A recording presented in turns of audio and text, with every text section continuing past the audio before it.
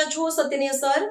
અમદાવાદ શહેરના મેમકો વિસ્તારમાં કુબેરેશ્વર મહાદેવ મંદિર પાસે આવેલી વિવિધ સોસાયટીઓમાં છેલ્લા કેટલાક સમયથી અસામાજિક તત્વોની વધતી જતી હલચલને લઈને સ્થાનિકોમાં ભારે રોષ ફેલાયો છે।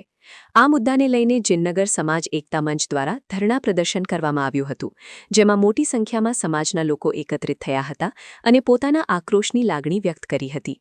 સ્થાનિક લોકોના જણાવ્યા અનુસાર વિસ્તારમાં કેટલાક અસામાજિક તત્વો અને દુકાનદારો દ્વારા સતત ધાકધમકીઓ આપવામાં આવે છે। ઘણી વખત નાની બાબતોને કારણે પણ વિવાદ ઊભા કરવામાં આવે છે અને પથ્થરમારો જેવી ઘટનાઓ પણ સામે આવી છે। આ પરિસ્થિતિને કારણે વિસ્તારમાં રહેતા લોકોમાં ભયનો માહોલ સર્જાયો છે। ખાસ કરીને મહિલાઓ અને બહેન દીકરીઓ માટે પરિસ્થિતિ વધુ ચિંતાજનક બની ગઈ છે।